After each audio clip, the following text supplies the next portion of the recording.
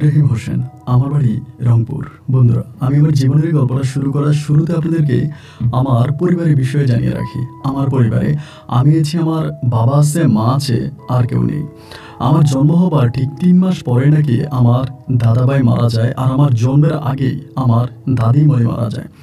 আমাদের পরিবারটা রংপুরের শহরের অদূরে কোনো এক ছোট্ট গ্রামে এক উচ্চবিত্ত পরিবার। আমার বাবা পেশায় একজন কৃষক। যদিও আমার বাবার কাজ হয়ে থাকে কৃষি, আমাদের এলাকাতে রয়েছে অগাধ সয় সম্পত্তি।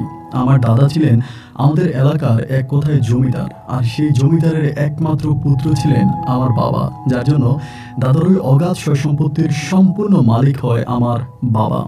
শুধু গ্রামেই নয়, আমার বাবা রয়েছে শহরেও, মানে রংপুর শহরেও অনেক জায়গায় সম্পত্তি। এক কথায় বলতে গেলে আমার বাবা আমাদের এলাকাতে জমিদার বটে। আমাদের এলাকার অনেক লোকে আমার বাবাকে বেশ কয়েকবার বলেছিল চেয়ারম্যানই ইলেকশন করার জন্য, কিন্তু আমার বাবা কখনোই কোনো ইলেকশন করেননি। তবে ছোটবেলা থেকে দেখে আসছে আমার বাবা খুব ভালোভাবেই জীবনযাপন করতেছে। আমার বাবা, আমি যেহেতু পরিবারের একমাত্র ছেলে ছিলাম, আমার কোনো ভাই বোন ছিল না, যার জন্য বাবা মা উভয় আমাকে অনেক বেশি ভালোবাসে, এবং তাদের ওই আদর ভালোবাসায় আমার শৈশবের দিনগুলো পার হতে থাকে। একটা পর্যায়ে আমি প্রাইমারি স্কুলের গণ্ডি পার হই, এবং প্রাইমারি স্কুল শেষ করার পরে আমি তখন সবেমাত্র হাই স্কুলে উঠি। হাই স্কুলে আমি যখন পড়তাম, আমার আব্বা ছিল ওই হাই স্কুলেরই সভাপতি। স্কুলের সভাপতি ছিলেন আমার আব্বা। তো সভাপতির ছেলে হিসাবে ওই স্কুলের সমস্ত শিক্ষক শিক্ষিকারা আমাকে অনেক ভালোবাসতো, এবং সভাপতির একমাত্র ছেলে এই হিসাবে সবাই আমাকে মাথায় করে রাখতো। এমন করে আমার শৈশবের দিনগুলো, স্কুল জীবনের দিনগুলো কাটতে থাকে। এমন করতে করতে আমি ক্লাস 9 পর্যন্ত পড়ি, এবং ক্লাস 9 ওঠার পরে আমাদের পরিবারে একটা ঘটনা দেখা দেয়। ঘটনা হচ্ছে এরকম: ক্লাস 9 ওঠার পরে আমার বাবা বেশিরভাগ সময় আমি দেখতাম আমাদের স্কুলে গিয়ে বসে থাকে। স্কুলের কোনো কারণ না থাকলেও, কোনো মিটিং না থাকলেও, এরপর আমার আব্বা স্কুলের সভাপতির চেয়ারে গিয়ে বসে থাকে। ওই মুহূর্তে আমাদের স্কুলে লাকি ম্যাডাম বলে একজন ম্যাডাম জয়েন করেছে। ম্যাডাম খুবই নতুন, এবং ম্যাডামের বাড়ি হচ্ছে গিয়ে আপনার দিনাজপুরের ওইদিকে ম্যাডাম এখানে ট্রান্সফার হয়ে আসছে। এবং ম্যাডামের একটা ছোট মেয়ে, যার বয়স প্রায় আপনার 3 থেকে 4 বছর হবে, এরকম একটা মেয়ে আর ম্যাডাম একসাথে থাকে। তো ম্যাডামকে এখানে আমার আব্বা যখন এখানে জয়েন করার পর আমার আব্বুর সাথে কথা বলে, আমার আব্বুই তখন ম্যাডামকে এখানে ঘর ভাড়া করে দেয়। তো স্কুলের পাশে একটা ফ্যামিলিতে ম্যাডাম ঘর ভাড়া থাকে, এবং তার পাশাপাশি ম্যাডাম স্কুলে শিক্ষকতা করে। আমার আব্বা বেশিরভাগ সময় সেই সময়টাতে স্কুলে গিয়ে বসে থাকতো, এবং ম্যাডামের সাথে কারণে অকারণে কথাবার্তা বলতো, এবং ম্যাডাম আর আমার বাবার মাঝে খুব ঘনিষ্ঠ একটা সম্পর্ক গড়ে ওঠে। সেই সম্পর্কের নাম কি ঠিক সেই মুহূর্ত পর্যন্ত আমি এটা বুঝতে পারিনি। আমার আব্বার সাথে ম্যাডাম অনেক কথাবার্তা বলে, এবং আব্বা ম্যাডামের সাথে অনেক ক্লোজলি কথাবার্তা বলে। এইরকম করে সময়গুলো কাটতে কাটতে একদিন দুপুরবেলা আব্বা আমাদের স্কুল ম্যাডামকে, মানে স্কুলের ম্যাডামের নাম হচ্ছে গিয়ে লাকি ম্যাডামকে আমাদের বাড়িতে দাওয়াত দেওয়ার পরে আমার আব্বু ওই দিন অনেক বাজার সাজার করে, মাকে দিয়ে অনেক রান্না বান্না করায়। এরপর ওই লাকি ম্যাডাম আমাদের বাড়িতে যায়, মানে লাঞ্চ আওয়ারে আমাকে নিয়ে যায়। আমি আর ম্যাডাম একসাথে যাই, এবং গেলে পরে ম্যাডাম আমাদের বাসায় খাওয়া দাওয়া করে আবার লাঞ্চ আওয়ারের মধ্যেই ম্যাডাম আমাকে নিয়ে বাড়ি থেকে ফিরে আসার পরে আমি তখন ক্লাস করলাম। ক্লাস শেষ করে বিকেলবেলা বাড়িতে যাওয়ার পরে আমার মা তখন আমাকে বলে, এই মহিলাটা কে রে? আম্মু বলতেছে। তাই বললাম যে আম্মু, ওনার নাম হচ্ছে লাকি ম্যাডাম, উনি আমাদের স্কুলের নতুন জয়েন করছে। পরে আমার আম্মু বলে যে, তোর আব্বার সাথে ম্যাডামের কোনো সম্পর্ক আছে? এমন করেই বলে। আমার আম্মু কিন্তু মোটামুটি অনেকটা শিক্ষিত মানুষ ছিল, দেখতে শুনতে অনেকটা সুন্দর ছিল। তাই আমি বললাম যে আব্বুর সাথে সম্পর্ক বলতে, আব্বু তো স্কুলের ম্যানেজিং কমিটির সভাপতি, তাই আব্বুর সাথে ম্যাডামের সম্পর্ক হয়েছে, মানে ওরকমই। আমার আম্মা বলে, না, তুই যেরকম জানিস, আমার কাছে মনে হয় এর থেকেও বেশি তোর বাবার সাথে ম্যাডামের সম্পর্ক আছে। আমি বললাম যে না মা, আসলে এই বিষয়ে আমি তেমন কিছু জানি না, তবে এরকম কিছু মনে হয় না। আমার আম্মা বলে যে না, এরপরও তুই বিষয়টা একটু যাচাই বাছাই করবি। তখন আমি ক্লাস 9-এ পড়ি ওই মুহূর্তটাতে।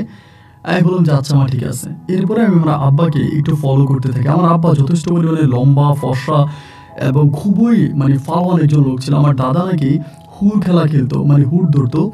তো এবং আমার দাদার মতোই আমার বাবা হয়েছে, যথেষ্ট পরিমাণের বিল্ডার্স বডি। এক পর্যায়ে দেখা গেল কি যে এরকম করে আম্মু যখন আমাকে বললো, আমি একদিন হঠাৎ করে আমাদের অফিস কক্ষে আমাদের হেড স্যারের রুমের ভিতরে আমি একটা ছোট্ট দৃশ্য দেখতে পাই। তো যে দৃশ্যটা আমি দেখি, এই দৃশ্যটা আমার কাছে মোটেও ভালো লাগে নাই, এটা একটু খারাপ দৃশ্যই বটে। কয়েক সেকেন্ডের জন্য আমি এটা দেখার পরে আমি একদিন আমার আব্বুকে বললাম যে আব্বু, তুমি বারবার স্কুলে কেন আসো? আগে তো স্কুলে কোনো রকমের মানে মিটিং ছাড়া, স্কুলের কোনো কাজ ছাড়া স্কুলে তুমি আসতো না। ইদানিং দেখতেছি কোনো কারণ ছাড়াই তুমি প্রতিনিয়ত স্কুলে আসো। এর কারণটা কি? আব্বা আমাকে বলে আমি এমনিই আসি, আমার কত ধরনের কাজ আছে, সব কাজের বর্ণনা কি আর দেওয়া যায়? আমি তখন আমার আব্বারে বললাম যে সব ধরনের কাজের বর্ণনা দেওয়া যায় না মানে? তোমার তো কোনো কাজ নাই, তুমি তো বিনা কারণে এখানে এসে বসে থাকো। আব্বু আমার সাথে রাগারাগি করে, তোর পড়া তুই পড়, তোর এত বেশি জানার প্রয়োজন নাই, মানে আমাকে একটু আব্বু ধমকাধমকি করে। এরপরে এর 2 থেকে 3 দিন পরে একদিন আম্মু আমাকে বলতেছে, মানে স্কুল থেকে যাওয়ার পরে বিকেলবেলা আমার বলে, মাগরিবের পরে ইব্রাহিম আমি তোর নিয়ে এক জায়গায় যাব। আম্মু বলতেছে, আমি তখন বললাম যে মাগরিবের পরে এটা কোথায় যাওয়া? আম্মু বলে আমি তোর নিয়ে যাব। তো মাগরিবের পরে আমার আব্বা যখন বাজারে চলে যায়, ওই মুহূর্তে আমার আম্মা তখন আমাকে নিয়ে বের হলো। বের হতে হতে আমি দেখলাম যে আমার আম্মা আমাদের স্কুলের যেই হেড স্যার আছে, মানে প্রধান শিক্ষক আছে, প্রধান শিক্ষকের বাড়ির দিকে যাচ্ছে। আমি তখন বললাম যে কি ব্যাপার মা, তুমি প্রধান শিক্ষকের বাড়ির দিকে যাচ্ছ কেন? মা বলে তোরে পরে বলবো। এই বলে মা তখন আমাদের প্রধান শিক্ষকের বাড়িতে যায়। আমাদের স্যারের ওই বাড়িটা আপনার মানে কাটকা বাড়ির মতো ছিল আর কি, মানে টিন দিয়ে করা ছিল, বিল্ডিং ছিল না। স্যার অন্য কোথাও বাড়ি বানাইতেছে, বিল্ডিং করতেছে, এই জন্য আপাতত ওখানে পুরনো একটা বাড়ি আছে ওই বাড়িতে। তো স্যারের একটা রুম আছে যেখানে বসে স্যারে পড়াশোনা করে। ওই রুমের মধ্যে আম্মু তখন আমাকে নিয়ে ঢুকছে। স্যারও মাগরিবের নামাজ টামাজ পড়ে একটু রিল্যাক্সে বসছে, নামাজ কালাম করে বসছে। তো আমার আম্মাকে দেখার পরে সালাম দিলাম, আমার আম্মা সালামের উত্তর নিল। পরে মনে হয় আম্মার সাথে হেড স্যারের আগেই কোনো কথাবার্তা হয়েছে। এবার আম্মু যখন কথা শুরু করে তখন হেড স্যার বলতেছে, ইব্রাহিমরে একটু বাইরে পাঠিয়ে দেন, ইব্রাহিমরে একটু বাইরে পাঠান। আমার ভিতরে তখন আরও ডাউট ঢুকে যায়, কী ব্যাপার আমাকে বাইরে পাঠাইতে হবে কেন? এনারা কী কথা বলে, আমি শুনলে সমস্যা কি? এরপর আম্মু আমাকে বলে, ঠিক আছে তুই একটু বাইরে যেয়ে দাঁড়া, আমি তোর স্যারের সাথে কথা বলে আসতেছি।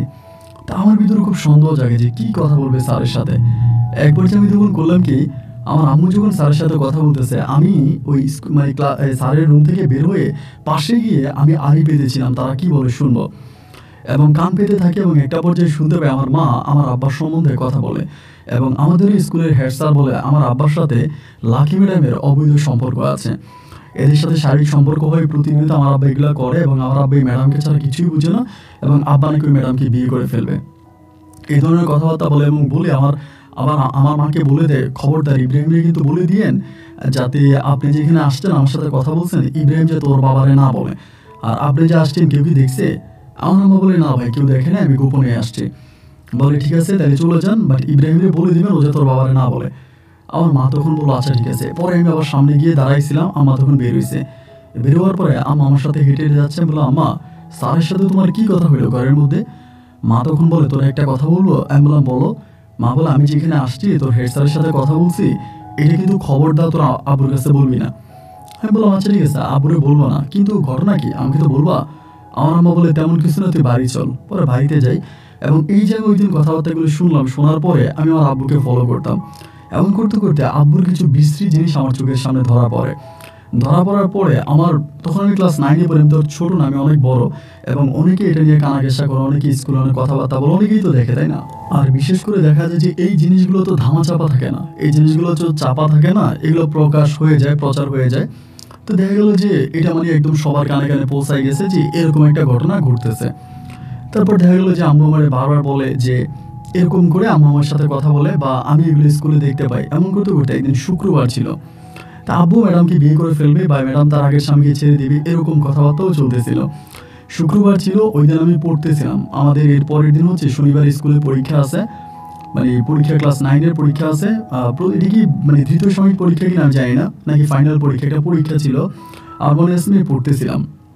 এখন পড়তে পড়তে আব্বু আম্মু তখন খুব ঝগড়া লেগে যায়, এবং ঝগড়া লাগার একটা পর্যায়ে আম্মু চিৎকার করতেছে, খুব জোরে জোরে চিৎকার করে বলতেছে, ইব্রাহিম রে, ইব্রাহিম রে, ওই ইব্রাহিম আমার বাচ্চা, আমার বাচ্চা, আমার মেরে ফেলো রে, আমার মেরে ফেলো। দেন প্রতিনিয়ত কিন্তু আম্মু ঝগড়া করতো, এই লাকি ম্যাডামকে নিয়ে আমার আব্বুর সাথে ঝগড়া করতো। দুজনের মাঝে কথা কাটাকাটি হতো, কিন্তু কখনোই মা এইভাবে আমাকে ডাকে নাই যে ইব্রাহিম তাড়াতাড়ি তাড়াতাড়ি মারা তো মেরে ফেলো, মারে বাসা। আমি তখন দৌড় দিয়ে মায়ের দরজার সামনে গেলাম, গিয়ে দরজা ধাক্কাইতেছি, ভিতর থেকে দরজা লাগানো। আমি বারবার বলতেছি দরজা খোলেন, ও মা দরজা খোলেন, দরজা খোলেন, কিন্তু ভিতরে দরজা খোলা হচ্ছে না। এবং একটা পর্যায়ে অনেকক্ষণ পরে দেখলাম আমার আর কোনো সারা শব্দ নাই। আমার সারা শব্দ নাই দেখা আমি তখন কী করলাম, দরজা ধাক্কাই দিয়েছে। আব্বা তখন দরজা খুলে সোজা বেরিয়ে গেছে। আব্বু বেরিয়ে যাওয়ার পর আমি ভিতরে ঢুকলাম, ঢুকে দেখি আমার মা পড়ে আছে। আমি তখন মানে বুঝতে পারলাম না যে আমার বুকের উপরে একটা বালিশ আমার এমনি পড়ে আছে। আমি ওখানে আম্মুকে তখন ধরছি, ধরে চিৎকার করে মানে কান্না করতেছি। আশেপাশে আমাদের বাড়িটা অনেক বড় ছিল, তো আশেপাশে তেমন কোনো বাড়িঘর ছিল না। আশেপাশে বাড়িঘরের মানুষ আমি তখন ডাইকে আনি, আইনে সবাই মিলে মায়ের তখন হসপিটালে নিয়ে যায় এবং হসপিটালে নিলে পরে ওখানকার ডাক্তার বলতেছে আমার আম্মু নাকি মারা গেছে। আমার আম্মু নাকি মারা গেছে এবং আমার কাছে জিজ্ঞেস করে কী ব্যাপার। আমি বললাম যে এই ঘটনা যখন জানাজানি হলো তখন আমার আম্মু লাশ তখন তার ওভাবে দিবে না, লাশ পোস্টমর্টম করলো এবং ময়নাতদন্ত করার পরে লাশ থেকে রিপোর্ট বেরিয়ে আসলো আমার আম্মুকে শ্বাসরোধ করে মানে নিঃশ্বাস আটকিয়ে মারা হইল। তা আমার কাছে যেটা মনে হলো যে আমার আব্বার যে মানে বালিশটা আমি দেখেছিলাম আমার মায়ের বুকের উপরে, সম্ভবত ওই বালিশটা চাপা দিয়ে আমার আম্মাকে মেরে ফেলে। আমি তখন চিৎকার করতেছি এবং একটা পর্যায়ে আমার মামারা তখন করলো কি আমার বাবার নামে গিয়ে একটা হত্যা মামলা দায়ের করে। ওই সময় থানা থেকে আমার আব্বার নামে একটা হত্যা মামলা দায়ের করে এবং আমার আব্বা তখন বাড়ি থেকে পালিয়ে যায়। আব্বু তখন বাড়ি থেকে পালিয়ে যায়, আব্বুর আর কোনো খোঁজ খবর পাই না। মামারা তখন আমার বলে তুই পড়াশোনা কর, মামা তখন আমাকে মামাদের বাড়িতে নিয়ে আসে। তা আমার মামার বাড়ি থেকে কিন্তু আমার স্কুলটা অনেক দূরে ছিল, কয়েকদিন মামার বাড়ি থেকে স্কুলে যাই আসি এবং একটা পর্যায়ে আমি তখন আমাদের বাড়ি থেকে স্কুলে যেতাম, স্কুল থেকে আসতাম। এমন করতে করতে আমার সাথে আমার পাশের ঘরের এক কাকা আছে, নানা আছে, নাম হচ্ছে রফিক নানা। তো ওই রফিক নানা আবার আমার সাথে থাকতো ঘরের মধ্যে রফিক নানা থাকতো। থাকার পরে তো রফিক নানা আবার আমার মানে নানিও ছিল, নানি আমার রান্না বাড়া করে দিত, ওই ঘরে থাকতাম, আমরা খাইতাম। তো এমন করতে করতে একদিন রাতের বেলায় রফিক নানা বলতেছে যে ইব্রাহিম তোর বাবা আসছে। রাত তখন একেবারে গভীর, আমি শুয়ে আছি, ঘুমিয়ে আছি। আমার তখন ডাক দিয়ে বলতেছে, আমি বললাম যে আবু আসলে আমি কী করবো, বলে তোর সাথে কথা বলবে। আমি বললাম যে না আমি কথা বলবো না, যে আমার মাকে মেরে ফেলছে আমি লোকের সাথে কথা বলবো, একটা বদমাশ খারাপ লোক। তারপরে বলতেছে তোর সাথে একটু কথা বলবে, তা তুই গিয়ে তোর আবুর সাথে একটু কথা বল। পরে আমার মানে বাবা তো না, খারাপ হোক আর ভালো হোক তিনি তো আমার বাবা। এরপর আমি দিয়ে গেলাম এবং আমি যখন ঘরের পিছনে গেলাম, ঘরের পিছনে যাওয়ার পরে ওই রফিকটা না আমায় তখন নিয়ে গেল। ঘরের পিছনে যাওয়ার পরে আমার আব্বা তখন এসে আমার পা ধরে কান্না করতে শুরু করে। আমি তখন ধরুন অনেক বড়, ক্লাস 9-10 পড়ি। পরে পা ধরে যখন কান্না করতে শুরু করে আমি বললাম আব্বা পা ছাড়ো। পরে পা ছাড়ছে, ছাড়ার পর আব্বা আমার বলতেছে আমি তোর আমার সাথে ঝগড়া করি তো সবসময় করি, বাট ওই দিনটাতে আমি বুঝতে পারি নাই এবং রাগের মাথায় কীভাবে কী হয়ে গেছে আমি বুঝতে পারি নাই, তুই আমাকে মাফ করে দে। আমি বললাম আমি তোমার মাফ করার কে, মামারা মামলা করছে, এখন আমি কি করব। আব্বা তখন বলে যে মামলা তুই উঠিয়ে নিতে বল, তোর মামাদেরকে দিয়ে মামলা উঠিয়ে নিতে বল এবং আমি যা করার তা অন্যায় করছি, অপরাধ করছি, আমার মাফ করে দে। আমি বললাম যে না আমি মামলা উঠে নেওয়ার কে, আমি তো মামলা উঠানোর বিষয়ে কোনো কিছু জানি না, এই বিষয়ে আমি কিছু বলতে পারবো না, এইটা মামারাই ভালো জানে, আমি কিছু জানি না। এইটা বললে আমি তখন ওখান থেকে স্কিপ করে আব্বুর কাছ থেকে চলে আসি। আব্বু তখন চলে যায়। পরে মাঝে মাঝে আব্বু 2-3 দিন পর পর রাতের বেলা আসতো, আমার সাথে ঘরের পিছনে গিয়ে দেখা করতো, আমি কথা বলতাম, অতটুকু আর কিছু না। এমন করতে করতে রফিক নানা আমার বুঝাইতে আছে, ইব্রাহিম একটা কাজ কর, তোর মামাদেরকে বুঝিয়ে বল তোর আবার মামলাটা উঠে ফেলতে, তোর মা তো মরে গেল, মারে তো হারাই ফেলি, এখন এইভাবে যদি তোর বাবা বাইরে থাকে তোর বাবা তো একটা সময় মারা যাবে। একটা কাজ কর, তোর আব্বার একটু বুঝিয়ে শুনে তোর মামাদেরকে একটু বুঝিয়ে শুনে মামলাটা উঠে এনে, তোর আবার বয়স হয়েছে, তোর আবার কি আর আগের মতো শরীরে শক্তি আছে, তা এই বয়সে তো লোকটা মারাও যেতে পারে। তো এরকম করে বুঝাইতে একটা পর্যায়ে আমার নিজের কাছেও মনে হলো যে ঠিক আছে আমি তাইলে আমার মামাদেরকে বুঝাই বলে যাতে মামলাটা উঠে নেয়। আমার মাকে তো মা তো মরেই গেল, মাকে তো আর ফিরে পাইলাম না। আব্বু যদি বাইরে থাকে ভালো লাগলো না। এসএসসি পরীক্ষার মানে আগ মুহূর্তে আমি তখন আমার মামাদেরকে ধরলাম, মামলা কিন্তু 1 বছরের মতো তখন চলতেছিল। পরে মামাদেরকে ধরলাম যে মামলা উঠে নাও, এটা সেটা, নানু আছে নানুরে ধরছি। পরে তারা মামলা উঠাবে না, আমি অনেক বুঝিয়ে শুনিয়ে শেষ পর্যন্ত আমার নানুকে দিয়ে আমার মামাদেরকে রাজি করাই যে আমার আব্বার নামে মামলা দিয়ে আর কী হবে, মা তো মরেই গেছে, এখন আমি আব্বাকেও হারাবো, এটা ওইটা। পরে আমার মামারা তখন আমার নানুর কথায় মামলা উঠে নেয় এবং মামলা যখন উঠে নেয় এরপর আমার আব্বা আবারও পুনরায় বাড়িতে আসতে শুরু করে, বাড়িতে আসা যাওয়া করে, চলাফেরা করে। এইভাবে কয়েক মাস থাকার পরেই ওই সবাই আমার আব্বুর সাথে কথাবার্তা বলে, এরকম করতে করতে আব্বুরে বলে যে আপনি বিয়ে শাদী করেন। মানে আমারও সবাই বলে তোর আব্বার যেহেতু একটু মেয়েদের প্রতি একটা খারাপ চাহিদা আছে, তো সেখানে যদি তোর আব্বা বিয়ে শাদী না করে তাহলে তোর আব্বা আরও খারাপ হয়ে যাবে, তো এর চেয়ে বরং একটা বিয়ে করাই দে, তোর আব্বা যদি বাইরে কোনো অপরাধ করে বা অন্যায় করে এটার শাস্তি তোকেও পেতে হবে, তাই তার চেয়েও বরং তুমি বিয়ে করো, তোদের ঘরেও তো একটা মানুষ দরকার, কারণ রান্না বান্না করার কোনো লোকজন নাই, রান্না বান্না করতে পারি না, খাওয়া দাওয়া করতে পারি না, মানে খুব খারাপ একটা পরিস্থিতির মধ্যে তখন সময় কাটতেছিল। পরে সবাই আমাকে বোঝাচ্ছে তোর আবার একটা বিয়ে করে দিলে পরে তোদের রান্না বান্না হবে, খাওয়া দাওয়া হবে, এরকম করে আর কোনো সমস্যা হবে না। এভাবে যখন আমাকে বুঝায় আমি তখন বললাম যে আচ্ছা ঠিক আছে, এভাবে যদি হয় তাহলে ঠিক আছে। পরে আমি সবাই বুঝে শুনে বললাম যে ফাইন ঠিক আছে, আমার আব্বা যদি বিয়ে করতে চায় তাহলে আবার বিয়ে করান। এরপরে গ্রামের সবাই বসে এবং সবাই মিলে আলোচনা করে পরে আমার আব্বার জন্য মেয়ে দেখলো। আব্বার জন্য মেয়ে দেখলো বলে একটা মহিলা, ওনার আগে বিয়ে হয়েছে, ওনার মানে আগের সংসারের একটা মেয়ে আছে, তো ওই মেয়ে তার স্বামী নিয়ে গেছে ডিভোর্সি, ওইটাকে আমার আব্বাকে বিয়ে করাবে। মহিলাও দেখতে শুনতে ভালো আছে, তবে অনেকটা মোটা। তো এরপরে আমাকেও দেখালে, আমি বলছি যে ঠিক আছে করুক। পরে আমার আব্বা ওই মহিলাকে বিয়ে করে আনলো, এবং মহিলাকে বিয়ে করে আনার পরে আমার আব্বা অনেকটা ভালো হয়ে গেল। আগের মতো করে কোনো কিছু করে না, করে না, মানে মোটামুটি অনেকটাই ভালো হয়ে গেল। এবং এর মাঝে আমি তখন এসএসসি পরীক্ষা দিলাম, এবং এসএসসি পরীক্ষা আমি যখন দিচ্ছি তখন আমার নতুন মা কিন্তু প্রেগনেন্ট, মানে ওনার পেটে বাচ্চা আসছে আমার আব্বু বিয়ে করার পরে। তো দেখা গেলো যে আমি পরীক্ষা দিচ্ছি, তো আমার তো ভাই পড়াশোনার প্রতি কোনো মনোযোগ নাই। এমনি মা মারা গেল, আব্বা মামলা খাইলো, আবার আব্বা নতুন করে বিয়ে করলো, ঘরে সৎ মা আসলো, এইসব মিলিয়ে তো আমার পড়াশোনার অবস্থা একেবারেই বাজে। এমন করতে করতে আমি আসলে এসএসসি পরীক্ষা দিই, কিন্তু এসএসসি পরীক্ষাতে আমি 3 সাবজেক্টে ফেল করি, মানে এসএসসি পরীক্ষায় ফেল করি। এবং ফেল করার পরে মনটা তখন খুব খারাপ হয়ে গেল, মানে অতিরিক্ত খারাপ হয়ে গেল।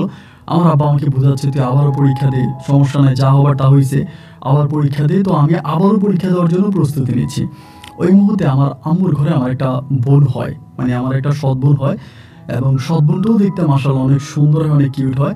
তো আমার সৎ বোনটা হওয়ার পর আমার আব্বা আমার সৎ বোনটাকে খুব আদর করতো, যত্ন করতো, ভালোবাসতো। এই মনে আমি তখন পুনরায় আবারও 1 বছরের মধ্যে আমি আবার এসএসসি পরীক্ষা দিই, এবং পরের বারে এসএসসি পরীক্ষা দিলে পরে আমি তখন পাশ করি।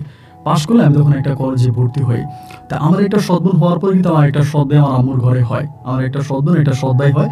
এবং ওই সৎ ভাইটা হয় কিন্তু এই যে সেকেন্ড টাইম যে সৎ ভাইটা হয়, আমার মায়ের দুটো সন্তানের সিজারে হয়, মানে সিজার করে হয়, পেট কেটে বের করে। তো সৎ ভাইটা যখন হয় তখন আমার আম্মুর পেটের মধ্যে একটা সমস্যা দেখা যায়, কি জানি বলেছিল। তা আমার আম্মুর স্বাস্থ্য আরও বেড়ে যায়, আমার আম্মা কোনো কাজ কাম করতে পারে না। আমি তখন সবেমাত্র কলেজে ভর্তি হয়েছি, ইন্টারমিডিয়েট পাস করে, মানে সরি আপনার স্কুল পাস করে। এরপরে আমার আম্মু কোনো কাজ কাম করতে পারে না, মানে কোনো কাজ কাম, টোটালি কোনো কাজ কাম করতে পারে না, এবং আম্মুর অবস্থা তখন খুব খারাপ হয়ে যায়। তা আম্মু তখন করলো কি, আম্মু দূর সম্পর্কের, মানে দূর সম্পর্কের বলতে আম্মুর বাড়ির দূর সম্পর্কের এক মেয়ে, নাম হচ্ছে নিজম। তা ওই মেয়েটাকে আমার আম্মু তখন আমাদের বাড়িতে নিয়ে আসছে, এবং আম্মুর সাথে থাকবে বা কাজ কাম করবে বা আম্মুকে একটু হেল্প করার জন্য। তো মেয়ের পারিবারিক অবস্থা অনেকটা দুর্বল ছিল, মানে মোটামুটি অনেকটা গরিবের মেয়ে ছিল আর কি। মেয়ে আগে নাকি ঢাকায় কোন বাসায় কাজ করতো, এখান থেকে কি কারণে ঢাকা থেকে চলে আসে, এবং ঢাকা থেকে আসার পরে মেয়ে বাড়ির মধ্যে আছে। আমার আম্মা কেমনে কেমনে খবর পাইছে, মানে আমার সৎমা তখন ওই মেয়েটাকে নিয়ে আসে। তো যেহেতু আমার পিঠাপিঠি একটা ভাই বোন হয়ে গেল, ওদের দেখাশোনা করা, আমার আম্মা কোনো কাজ কাম করতে পারে না, আম্মাকে হেল্প করা এবং রান্না বান্না করা, আব্বুর দেখাশোনা করা, আমি কলেজে যাই, পড়াশোনা করি, আমার দেখভাল করা, এই সব কিছুর জন্যই তখন এই মেয়েটাকে তখন আনা হয়। মেয়েটাও মোটামুটি অনেকটা ভালো ছিল, আমাদের ঘরে ছিল, কাজ কাম করতো, খুব মনোযোগ দিয়ে কাজ করতো, নিজের ঘরের মতো, সম্পূর্ণ নিজের ঘরের মতো কাজ করতো, সবার সাথে খুব নম্র ভদ্র এবং ভালো ব্যবহার করতো, সবার সাথে অনেক ভালো ব্যবহার করতো। তা আমি তো বেশিরভাগ সময় চুপচাপ বসে থাকতাম, ভালো লাগতো না, অনেকটা মন খারাপ হয়ে থাকতো, এবং বেশিরভাগ সময় মানে মন খারাপ হয়ে বসে থাকতাম। এমন করতে করতে আমি একদিন একটা মানে পড়তেছিলাম, মানে ইংলিশ পড়তেছিলাম। তো ইংলিশ আমি যখন পড়তেছিলাম, আমার ওই মানে পড়তে আমার মনে হয় কোনো একটা ওয়ার্ডে ভুল হয় বা কিছু একটা, ওই মেয়েটা তখন আমাকে মানে পাশে বসে থাকে আর কি, ওই বেশিরভাগ সময় মানে বসে থাকতো, চুপচাপও বসে থাকে। তা ও আমার বলতেছে আপনার এই পড়াটা ভুল হয়েছে, আমার বলে। আমি বললাম কেন? বলে উচ্চারণ, মানে ওয়ার্ডের একটা উচ্চারণ ভুল হয়েছে। আমি বললাম কেন? বলে এটার উচ্চারণ হবে এইটা। আমি তখন বললাম যে উচ্চারণ এইটা হবে, তুমি ওইটা বলতেছো কেন? ও বলে যে না, উচ্চারণটা এইটা হবে, আপনার উচ্চারণটা ভুল আছে। আমি বললাম বাপরে বাপ, তুমি কি ইংলিশে রিডিং পড়তে পারো? বলো অবশ্যই পারি। আমি দিয়ে পড়ো তো। পরে আমার বইটা দিলাম, ইন্টারমিডিয়েটের বই বুঝেন। ও ভাই ইংলিশ একদম থ্রুলি রিডিং করতেছে, এবং থ্রুলি তার রিডিং পড়া দেখে, এবং সে ইংলিশে কথাও বলতে পারে, মানে সে ইংলিশে কথাও বলতে পারে, ইংলিশ পড়তে পারে, এবং তার হাতের লেখা এত সুন্দর, মানে যা বলার মতো না। আমি এগুলো দেখার পর অবাক হয়ে গেলাম। আমি বললাম যে তুমি এগুলো শিখলে কোত্থেকে, এত সুন্দর হাতের লেখা, এরপরে মানে এগুলো তুমি কিভাবে পালা? আমার বলতেছে আমি ঢাকায় যে বাসায় থাকতাম, আমার ওই বাসার ম্যাডাম ছিল হচ্ছে একটা হাই স্কুলের শিক্ষিকা। আমি বললাম তারপর বলে ম্যাডামের সাথে আমি মাঝে মাঝে পড়তাম, বসতাম, ম্যাডামের বাচ্চাদেরকে আমি পড়াইতাম, এমনি এমনি আমার অনেক কিছু শিখা আছে। তারপর দেখলাম যে ও আসলে অনেকটা মেধাবী, মানে মোটামুটি প্রায় অনেকটাই মেধাবী। এবং এরকম করে তখন আস্তে আস্তে আস্তে আস্তে করে সময়গুলো কাটতেছে। এইভাবে কাটতে কাটতে আমাদের কলেজে তখন একটা নবীন বরণের মতো করে একটা অনুষ্ঠান করা হয়। তাই ওই অনুষ্ঠানের মধ্যে তখন এটা আমাদের কলেজ, তো অনুষ্ঠানের মধ্যে তখন মানে বহিরাগতদেরকেও তখন ওখানে মানে বিভিন্ন ধরনের এই যে অ্যাক্টিভিটিগুলো আছে, খেলাগুলো আছে, এগুলোতে বহিরাগতদেরকেও জয়েন করানো হয়, চাইলে বহিরাগতরাও জয়েন করতে পারে। এরকম একটা অনুষ্ঠানের মধ্যে মেয়ে একদিন আমাদের বলতেছিল আমার মাইকিং করা হয়েছে এলাকাতে। তা মাইকিং করার পরে মাইয়া বলতেছে যে নিজুম বলতেছে যে ভাইয়া ইব্রাহিম ভাইয়া আমি ওখানে একটু নাচবো, আমার একটা নাচের ব্যবস্থা, আমি ভালো নাচতে পারি। আমি বললাম ধুরু তুমি উল্টাপাল্টা নাচবা, তারপর আমার মান সম্মান আরও নষ্ট হবে। বলি না না না আমি ভালো নাচতে পারি, আপনি আমার একটা অডিশনের ব্যবস্থা করে দেন। তাই আমি বললাম ঠিক আছে, যেহেতু আমি কলেজে পড়ি। পরে আমি ওর একটা নাম লেখাই দিলাম এবং 4 নম্বরেও তখন নাচতে আসছে। ভাই আমি বললে হয়তো আপনি বিশ্বাস করবেন না, ওর নাচ দেখে পুরো কলেজের পোলাপাইন সব ফিদা হয়ে গেল। মেয়েটা দিকে অনেকটা হ্যাংলা ছিল এবং লম্বা, মানে খুবই সুন্দর ছিল, একদম ইন্ডিয়ান নায়িকাদের মতো। আর ওর নৃত্য দেখে, মানে ওর নাচ দেখে মনে হচ্ছে ও অনেক দিন ধরে কোথাও না কোথাও নাচ শিখতেছিল। তার এত সুন্দর নাচ দেখে আমার কলেজের পোলাপাইন সব ওর প্রতি ক্রাশ খেয়ে যায়। সবাই আমার বলে কি রে, আমি কারোর কাছে বলি না যে আমাদের বাসার কাজের মেয়ে, আমি বলি আমার খালাতো বোন। আমি সবার কাছে এটাই বলি যে আমার খালাতো বোন আমাদের বাসায় থাকে। এবং এরপরে হলো কি, মানে বিভিন্ন পোলাপাইনে ওর প্রেমে পড়ে গেছে, ওরে ফলো করতে থাকে, ওর সাথে কথা বলার জন্য চেষ্টা করে, বিভিন্নভাবে ওর প্রতি আকৃষ্ট হয়ে গেছে, ওর সাথে কথা বলা ট্রাই করে, এটা করে ওইটা করে। মানে সবাই আমাকে তখন বিরক্ত করে যে মামা মেয়েটা তো অনেক কিউট, এটা ওইটা। আমার বন্ধুরা আমার বাসায় যেত, ওর সাথে কথা বলার জন্য চেষ্টা করতে এবং কয়েকজন ওরে প্রেমের প্রপোজালও দিয়ে ফেলে।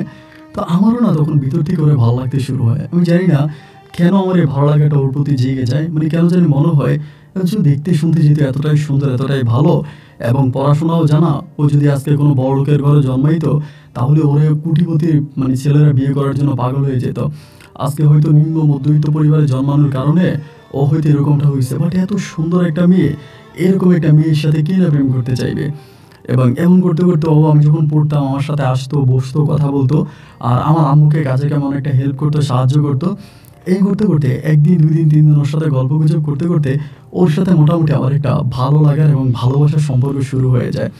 ও আমাকে অনেকটা ভালোবাসে, আমাকে অনেকটা বুঝে এবং আমি ওকে তখন মানে মুখে না বললেও মানে অন্তর থেকে ওকে ভালোবাসতে শুরু করি।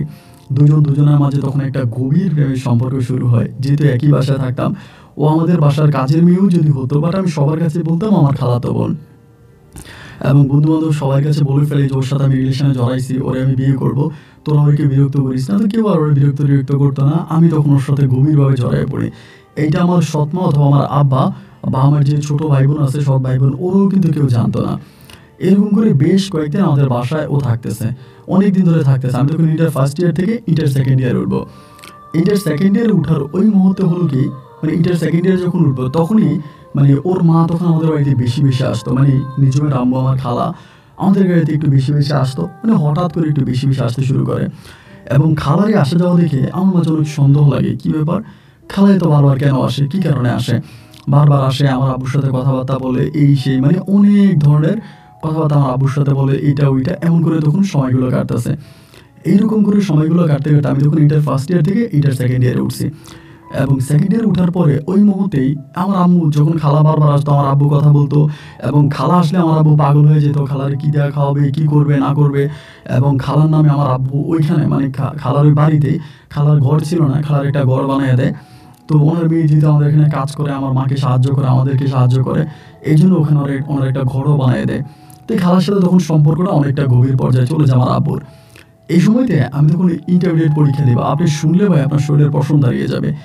ইন্টার পরীক্ষাটা দেওয়ার মুহূর্তে একদিন রাতের বেলায় নিজেও আমারে বলতেছেন যে ইব্রাহিম সর্বনাশ হয়ে গেছে, তুমি কি কিছু জানো? আমি বললাম জি, মানে সর্বনাশ মানে কী হয়েছে? ও আমারে বলে তুমি শুনলে অবাক হয়ে যাবা। আমি বললাম আরে বলো, অবাক হওয়ার কী আছে?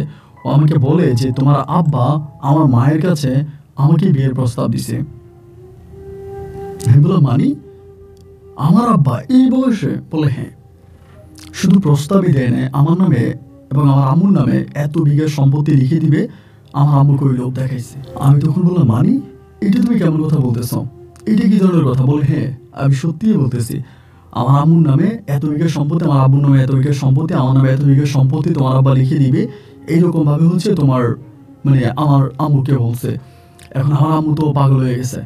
আমি তখন বললাম তুমি এটা শিওর সত্যি বলতেছো? বলে আরে না, আমি তোমার সাথে মিথ্যা বলতে যাবো কেন, আর এইসব সিরিয়াস বিষয় নিয়ে কি কেউ মিথ্যা বলে?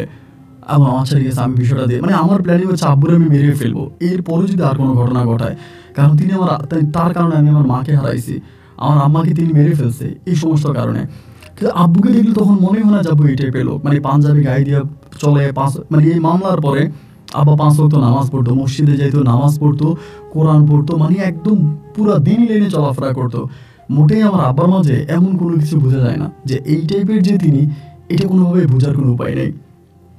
পরে আমি বিষয়টা, আমার তখন যিনি সৎমা ছিল, আমার সৎমার সাথে আমি বিষয়টা তখন আলোচনা করি। আমার সৎমাকে বলি যে আপনি তো জানেন আমার আব্বা কিন্তু এর আগে আমার আম্মাকে মেরে ফেলছে, এবং আমার আম্মাকে এইভাবে বালিশ চাপা দিয়ে মারছে তার একটাই কারণ, সেটা হচ্ছে আমার স্কুলের এক ম্যাডাম ছিল, লাকি ম্যাডাম। ওই লাকি ম্যাডামের সাথে আমার আব্বা পরকীয়া করে, এবং আমার আম্মা বাধা দেয় বলে আমার আম্মাকে উনি মেরে ফেলে। এখন আমার আব্বা করলো কি, আপনি যে মেয়েকে নিয়ে আসছেন নিজুম, যে মেয়ে আপনার বাসায় কাজের মেয়ে, ওই কাজের মেয়ের প্রতি আমার আব্বা আকর্ষণ গেছে। আমার আব্বা এখন ওই মেয়ের বিয়ে করবে, মেয়ের বাপ পায় না এরকম এরকম সম্পদ লিখে দিবে। এখন আপনি কি এই সম্বন্ধে কিছু জানেন? উনি তো শুনে একদম মানে রেগে যায়। আমার সৎমা, এইটা কি ধরনের কথা বললা, এটা তুমি কেমন কথা বললা, আচ্ছা ওই মেয়েরে ডাক দাও। আমি বললাম দেখেন আপনার ঠান্ডা মাথায় কাজ করেন, কারণ এই মেয়ের তো কোনো দোষ নাই, আপনি ওই মেয়েরে বকা দিলে, ওই মেয়েরে কিছু করলে মেয়ের তো কোনো দোষ নাই, মেয়ে আমাকে আর উল্টে জানাইছে, তো এটা ভালোর জন্যই। পরে তখনই হচ্ছে নিজমকে ডাকলো আমার সৎমা। ডাকার পরে তখন নিজমরে উনি বলতেছে কি রে কি হয়েছে বোন বলতো আমার কাছে। পরে নিজম বলে আফা এই ঘটনা, মানে আমার সরি আমার ইয়ে বলতেছে যে আন্টি এই ঘটনা, আন্টি এই ঘটনা। পরে আমার মানে আমার মাকে বলতেছে। এবার আমার আম্মা তো শুনে একদম অবাক, মানে আমার সৎমা থেকে বলতে এটা কী বলতেছিস তুই? বলে হ্যাঁ। এইবারে শুরু হলো আমার সৎমা তখন সেম আমার মানে আমার আগের মায়ের মতো, আমার জন্মদাতা মা যেরকম আমার আব্বার সাথে ঝগড়া করতো, আমার স্বপ্ন এরকম আমার আব্বার সাথে ঝগড়া করে, এবং ঝগড়া করতে করতে বলে তুই কি মনে করছিস যে আমি শুনতাম, কিন্তু আমার আম্মা কি বলে, তুই কি মনে করছিস তোর আগের বউরে তুই বালিশ চাপা দিয়ে মাইরে ফেলেছিস, তুই আমারও মাইরে ফেলবি, তুই আয় উল্টা আমি তোরে মেরে ফেলবো, তুই আমারে কি মারবি? এইগুলো আমার আব্বার গায়ে পর্যন্ত আমার সৎমা তখন হাত তুলতো, আমি শুনতাম। আমার আব্বা মানে ব্যথায় চিৎকার করতো যখন আমার সৎমা মারতো। আমি তখন এগুলো নীরবে নীরবে দেখতাম, এবং এইরকম পরিস্থিতি আমার সামনে কিন্তু ইন্টারমিডিয়েট পরীক্ষা, আমি ইন্টার পরীক্ষা দিব।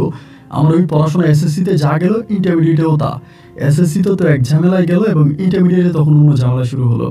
মানে জীবনটাই তখন মনে হচ্ছে একটা যন্ত্রণার আখড়া হয়ে দাঁড়াইছে, আব্বারে কোনোভাবেই ঠিক রাখা যাচ্ছে না। এবং এই সময় এসে আমার আব্বা যে এই ধরনের কোনো কাজ করবে, এইটা আমার চিন্তা ভাবনার মধ্যেও ছিল না, আমার স্বপ্নের মধ্যেও ছিল না। যে এখন আমার আবার বয়স হয়েছে, দাড়ি পাকছে, চুল পাকছে, মানে গুজে গেছে, আমি এখন মানে আমি এখন ইন্টারমিডিয়েটে পড়ি, তা আমি ওনার বড় ছেলে। এই মুহূর্তে আমার আব্বা অলরেডি 2টা বিয়ে করছে, তারপরে এরকম একটা আমার থেকেও কম বয়সে একটা মেয়ের দিকে আমার আব্বার নজর কীভাবে যেতে পারে?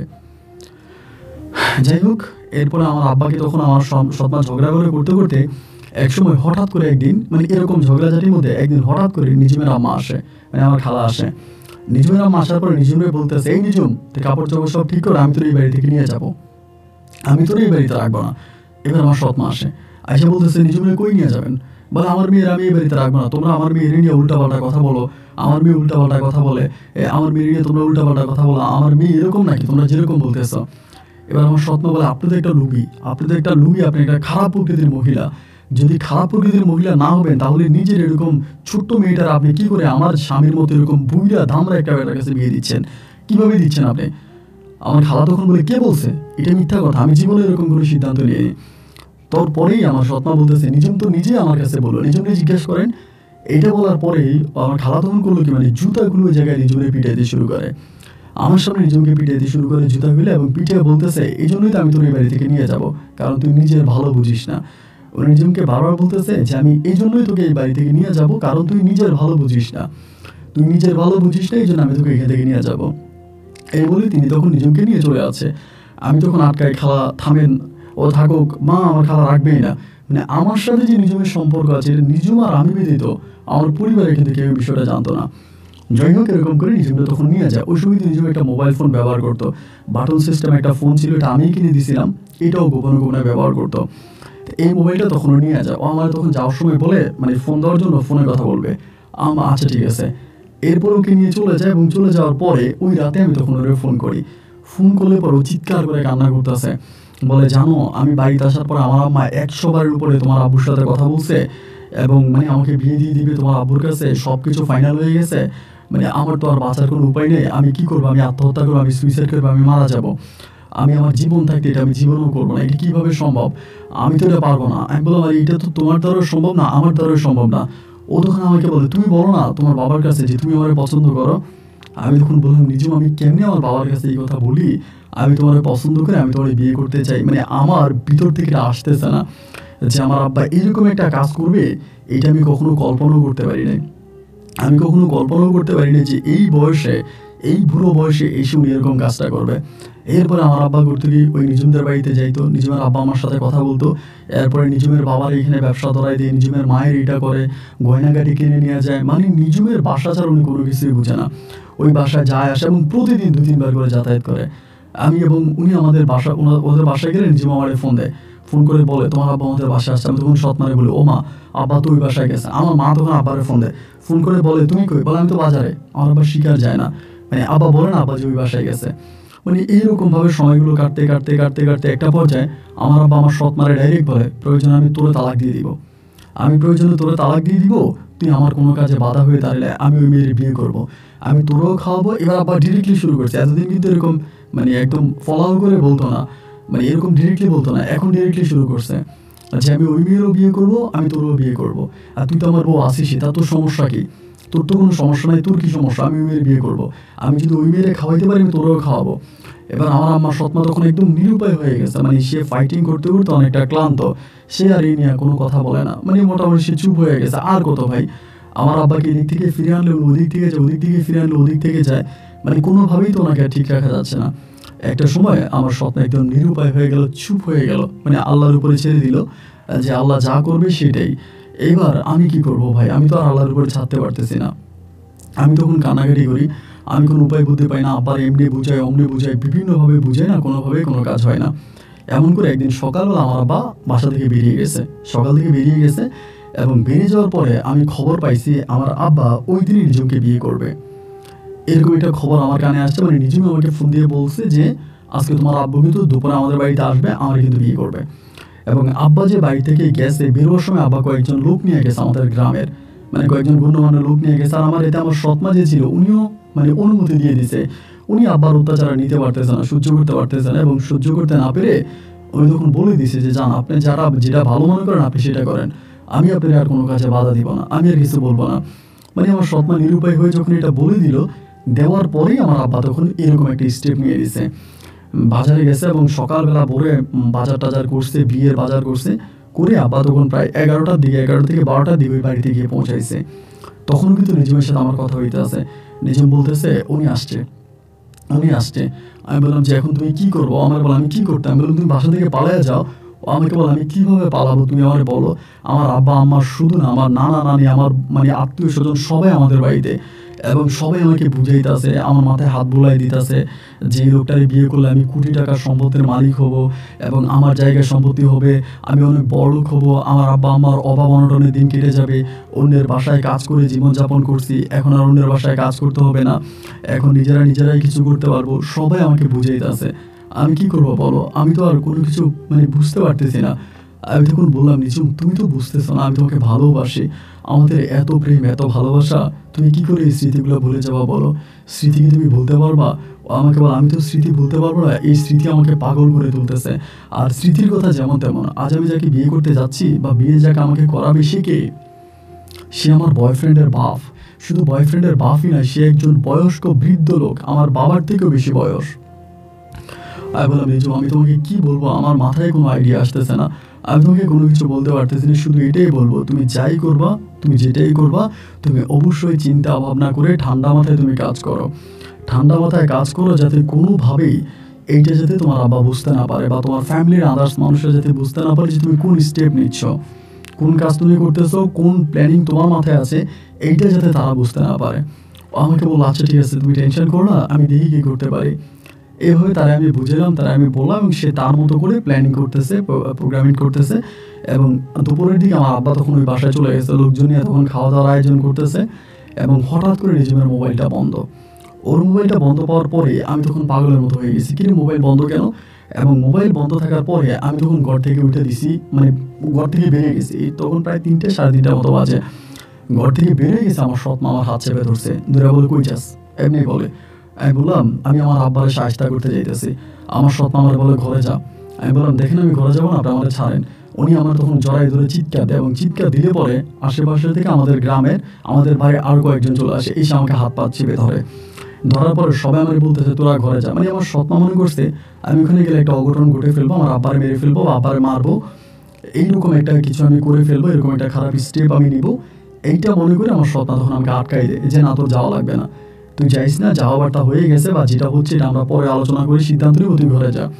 তা আমার সৎমা তখন আমাকে ধাক্কা দিতে আসছে, আমি তখন ঘরে যাই না। তা গ্রামের সবাই আসছে, আইসা আমার সবাই ধরছে যে আমরা এটার বিচার করবো, আমরা ইয়ে করবো।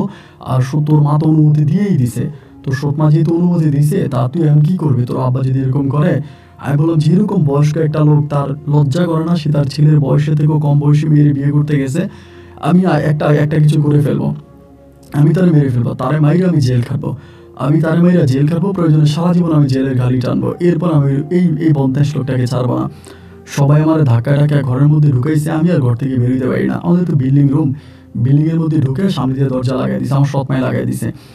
এদিক দিয়ে আমার বারবার নিজমে ফোন দেয়, বারবার নিজমে আমি বারবার নিজমে ফোন করে ওর মোবাইল বন্ধ বন্ধ বন্ধ বন্ধ বন্ধই, ওর নাম্বারে আমি লাইন পাই না।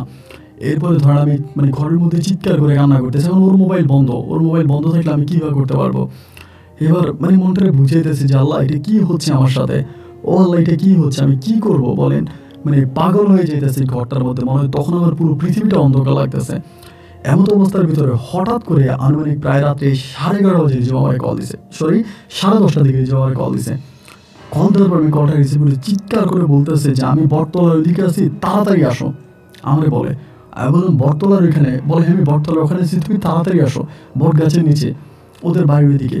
পরে আমি বটতলা চিনি, ওইখানে আমি অনেকবার গেছি, ওই জায়গার মধ্যে মেলা হয়, সবসময় হিন্দুদের মেলা হয়। আমি বললাম তুমি এখানে কেন? ও বলে আমার কথা বলার সময় নেই, তুমি তাড়াতাড়ি আসো। তখন তো আমার দরজা লাগাইছে, আমাকে আমার আব্বা কই? বলে তোমার আমি এসব বিষয়ে কিছু বলতে পারবো না, তুমি এখানে তাড়াতাড়ি আসো। পরে আমি দরজা ধাক্কাইতেছি, দরজা কেউ খোলে না।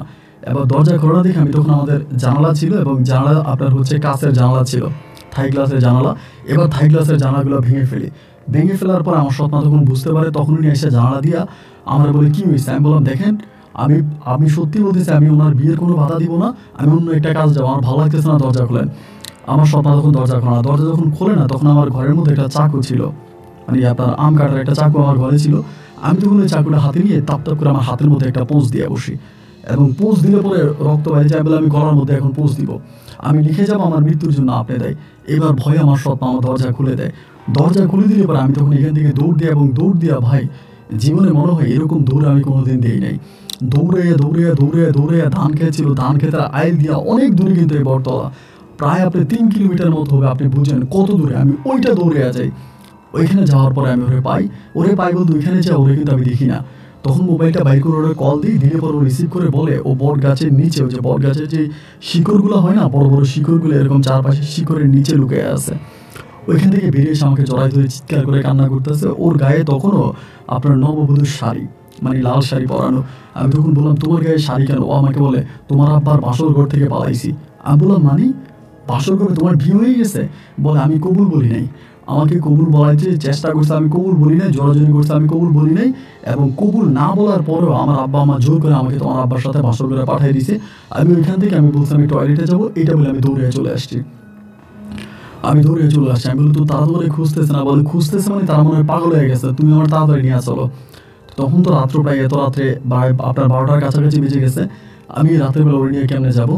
পরে 12টা বাজে আমি বললাম যে একটা কাজ করি, আমরা এখানেই রাত কাটাই দিই, কারণ এই তোমাকে এখন এই নববধূ সাজে আমি তোমাকে নিয়ে যাবো, যদি আমি কোথাও ধরা পড়ে যাই বা আমার কোনো সমস্যা হয়ে যাবো, তখন আমাকে বলে একটা কাজ করো, এখানে তুমি তো আমরা কোথাও না কোথাও পালাইতে হবে, সকালবেলা তুমি এই কাপড় পরিহিত অবস্থায় যদি আমাকে নিয়ে বের হও, তাও কিন্তু মানুষ তোমাকে ধরে ফেলবে, ধরবে যে এরকম পোশাকে এরকম একটা বউ, অথবা সকালবেলা কিন্তু আমার আব্বা আমার লোকজন নিয়ে রাস্তায় বেরোবে, তুমি আমার নিয়ে চলো, আমি আমার একটা বান্ধবীর বাসায় যাবো। তাই বললাম কোন বান্ধবী? বলে চলো। এরপর ও আমাদের তখন নিয়ে গেল, ওর সাথে সাথে যাচ্ছে একটা গ্রামের ভিতরে ঢুকছে, মোটামুটি খানিকটা দূরেই হাইটে গেছি, ওই ঘরের সামনে গিয়ে ও দরজা ধাক্কাইতেছে। পরে একটা লোকে দরজা খুলছে, খোলার পরে ওরে দেখছে। পরে ও বলতেছে মিনু আছে, ওর বান্ধবী না মিনু, বলে আছে।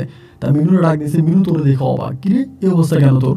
পরে ও ভিতরে গেছে, ভিতরে যাইয়া আমি তখন বসছি, ও ভিতরে যায় মিনুরে বুঝাইছে কি বুঝাইছে। বুঝানোর পরে হলো কি, ও আবার আসছে, আইসা তখন ওই ড্রেসগুলো চেঞ্জ করে মিনুর একটা 3 পিস পরছে, ভিতরে গিয়া মিনুর একটা 3 পিস পরছে, পরে আইসা আমাকে বলতেছে যে আমরা বোরাতে পালাই যাবো, এখান থেকে বোরাতে চলে যাবো। আমি তখন বললাম বোরাতে আমরা কোথায় যাবো? ও আমাকে বলে যেখানে প্রয়োজন আমরা ঢাকায় চলে যাবো, ঢাকা আমার পরিচিত আছে, আমি তো অনেকদিন ধরে ওখানে কাজ করছি, আমার ওখানে পরিচিত আছে, আমরা ওখানে চলে যাবো। আমি তখন বললাম যে আচ্ছা ঠিক আছে, তুমি যেটা ভালো মনে করো আমি সেটাই করবো। পরে ভোর রাত পর্যন্ত আমরা সবাই বসে আছি, আমি, ও, ওর বান্ধবী মিনু, মিনুর হাজব্যান্ড এবং মিনুর শাশুড়ি সবাই বসে আছে। এবং সবাই এই ঘটনা তখন আমাদের কাছ থেকে শুনছে, আমরা বলছি, মানে শোনার পর সবাই বলতেছে আস্তাগফিরুল্লাহ, নাউজুবিল্লাহ, এরকম লোক হইতে পারে, এরকম জঘন্য লোক হতে পারে, এটা কিভাবে সম্ভব, এরকম মানুষও দুনিয়াতে আছে। মানে সবাই আমার আব্বাকে তখন মানে ঘৃণার চোখে দেখতেছে, ধুরধার করতেছে যে আমার আব্বা একটা পাপিষ্ট লোক, পাপি লোক, এরকম কথাবার্তা সবাই বলতেছে। যাই হোক, এরকমভাবে তখন ফজর আজানের কিছুক্ষণ পরেই মিনুর হাজব্যান্ডে তখন গিয়ে সিএনজি ঠিক করে আনে, এবং আনার পর ওই সিএনজি করে আমরা তখন ডিরেক্টলি হচ্ছে আপনার রংপুর বাস স্ট্যান্ডে চলে যাই। এবং বাস স্ট্যান্ডে যাওয়ার পর ওইখান থেকে ভোরের বাসে তখন আমরা হচ্ছে রাজধানী ঢাকার উদ্দেশ্যে রওনা দিই। তা আমি কিন্তু ভাই কোনো কিছুই চিনি না, আমার কাছে যে মোবাইল আছে ওর কাছেও মোবাইল আছে, আর ওর মোবাইলও বন্ধ করে দিয়েছে, আমারটা আমি খোলা রাখছি। আমার কিন্তু কেউ কল টল দেয় নাই, না আমার বাবা না আমার সৎমা, কেউ আমার কল দেয় নাই বা আমার সাথে তারা আর কোনো যোগাযোগ করে নাই। ওই দিক দিয়ে কী হয়েছে জানি না, কিন্তু মিনুর মানে আপনার নিজুমের মোবাইল কিন্তু তখনও বন্ধ। এরপর দুজনে মিলে বাসে উঠলাম, বাসে উঠে তখন ঢাকায় আসছে। ঢাকায় আসার পরে ও তখন বললো কি আমরা ঢাকা আসতে আসতে সকাল হয়ে গেছে, মানে রাত হয়ে গেছে। এরপর আমাকে ওইখান থেকে ওর একটা মেসের মতো একটা জায়গায় আমাকে নিয়ে গেলো, তখন গভীর রাত। মেসের মতো একটা জায়গায় নিয়ে গেছে, ওইটা একটা মেস, এখানে অনেক মেয়েরা থাকে, ওই মেয়েদের সাথে তখন মানে মেয়েরা দুই রুমে মিলে থাকে। পরে ও বললো আমার হাজব্যান্ড আমি বিয়ে করছি, তো সব মেয়েরা ওরে চিনে বা ওর সাথে কীভাবে পরিচয় আমি জানি না। পরে বললো যে ঠিক আছে, তার হাজব্যান্ডের নিয়ে তুই এই রুমে থাক, আমরা এই রুমে থাকি। তার 4টা মেয়ে ছিল, দুই রুমে করে থাকতো, এবং 4টা মেয়ে তখন এক রুমে চলে গেল। নিজুমকে তখন আমাকে আর নিজুমকে এক রুমে দিল। দেওয়ার পর আমি তখন বলি, নিজুম কী হইলো, আমার ঘটনা বলো তো। ও আমার বলে আমার মা লোভে পড়ে গেছে, আমার বাবাও লোভে পড়ে গেছে, আর লোভের বশবর্তী হয়ে তুমি জানো তোমার গ্রাম থেকে প্রায় 8-10 জন লোক আসছে, এবং তারা বিয়ের বাজার সাজার যা আছে সমস্ত কিছু নিয়ে এখানে আসছে। এবং আসার পরে আমি বলছি আমি বিয়ে করব না, এবং আমি একটা পর্যায়ে মোবাইল ফোনটা বন্ধ করে দিয়েছি, কারণ তুমি যদি কল টল দাও ওই জন্য মোবাইল বন্ধ। আর আমার মোবাইল বন্ধই করে আমি রেখে দিয়েছি। আর এর মাঝে তারা আমাকে প্রেশার দিতেছে, বিয়ে করো, করাই লাগবে।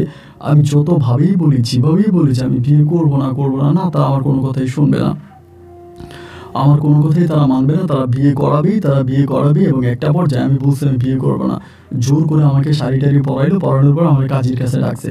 আমি বালামেও সিগনেচার করি নাই, এবং আমি কবুলও করি নাই। আমি বললাম তুমি সিগনেচার করো নাই, বলেন আমি সিগনেচার করি নাই। আমি সিগনেচারও করি নাই, আমি কবুলও বলি নাই। এবং তখন আমি যখন কবুল বলি না, প্রায় 3-4 ঘন্টার মতো আমার বসায় রাখে, শুধু একবার কবুল বলার জন্য, সিগনেচার করি বা না করি, যাতে কবুলটা বলি। যখন আমি কবুল বলতেছি না, তখন তারা আমাকে জোর করে একটা ঘরের মধ্যে আমাকে ঢুকিয়ে দেয় তোমার আব্বার সাথে। এবং আমি বললাম ওইখান থেকে আমি তোমার আব্বার বলছি আমি বাথরুমে যাবো, এটা বলে আমি বেরোইছি, বেরিয়ে আমি চলে আসছি। আমি তখন বললাম আব্বু তোমার ধরে নাই, বলে না, উনি তোমার আব্বা ঘরের দরজায় বসেছিল, আমি বাথরুমের দিয়ে এদিক দিয়ে বাথরুমের পিছন থেকে আমি দৌড়ে চলে আসছি। আমি তখন বললাম নিজুম তুমি চিন্তা করো, তুমি কেমন একটা অসৎ একটা ছেলের সাথে সংসার করার জন্য আসছো, যার বাবা এরকম। আমাকে বলে তোমার বাবা এরকম হয়েছে তো কী হয়েছে, তুমি তো ভালো আছো না, আমি তোমারে পাইছি আর কি। রাতের বেলা ওকে বুকে জড়ায় ধরে একটা ঘুম দিলাম। সকালবেলা ওর বান্ধবীদেরকে বললো একটা কাজী ডেকে আন, আমরা বিয়ে করি। তো সবাই বলতেছে বিয়ে করিস নাই, বলে না। এরপরে কাজী আনছে, আনার পরে আমাদের বিয়ে হলো, এবং দুজন মিলে তখন বিয়ে শাদী করলাম। বিয়ে শাদী করে ওই রুমের মধ্যে আমরা থাকতে শুরু করি। আর এই পর্যায়ে কিন্তু এতে আমার সৎমা আমাকে কল দিছিল এর পরের দিন। কল দিয়া বলতেছে যে তুই কই। আমি বললাম আমি তো কই আছি, আমি তোমার বলতে পারবো না। আমি বললাম আমি তখন কারো কোনো ফোন রিসিভ করি না। এতে এটা মোটামুটি জানাজানি হয়ে গেছে, আমার সৎমাও জেনে গেছে এই ঘটনা, আমার আব্বুও জানছে, সবাই মোটামুটি বিষয়টা জেনে গেছে যে আমি এরকম একটা কাজ করে বসছি বা আমি নিজনে নিয়ে পালাইছি। তো এরপরে ধরেন দুজনে মিলে চলতেছে, ওর কাছেও তো এমন টাকা নেই, আমার তো বাড়ি থেকে কোনো টাকা পয়সা নিতে পারি নাই। ওর বান্ধবীর কাছ থেকে ও ঋণ টিন করে কোনো রকমে চলতেছে, বা আগে যে বাসায় চাকরি করতো ওই ম্যাডামের কাছ থেকেও কিছু টাকা আনছে। আইনা দুজনে মিলে তখন একটা ঘর ভাড়া করলাম আপাতত থাকার জন্য। বস্তির মধ্যে গিয়ে একটা ঘর ভাড়া করলাম, ছোট্ট একটা ঘর ভাড়া করি।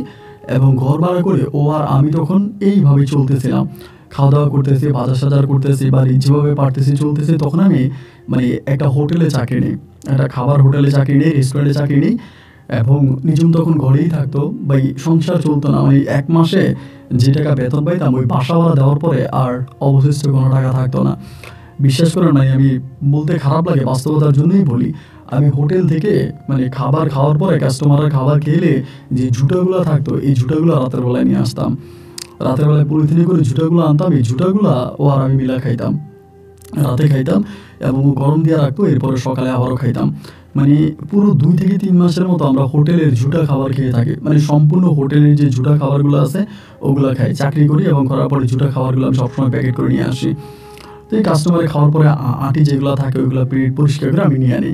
আবার কেউ বুঝতে পারে না যে এটা আমি কেন নেই, বা আমি বলি যে আমি ফকিরদেরকে দিব এটা ওইটা বলে আমি নিয়ে আসি। যাই হোক, এভাবে তখন আনে চলতেছি প্রায় 2 থেকে 3 মাস আমি নিজের সাথে সংসার করি। এবং 2-3 মাস পরে আমি তখন আস্তে আস্তে করে এলাকায় যোগাযোগ করি যে আমার আব্বার কী পরিস্থিতি, আমার সৎ মায়ের কী পরিস্থিতি। এই ঘটনাতে আমার সৎ মা অনেক খুশি হয়, মানে আমার সৎ মা খুবভাবে খুশি হয়।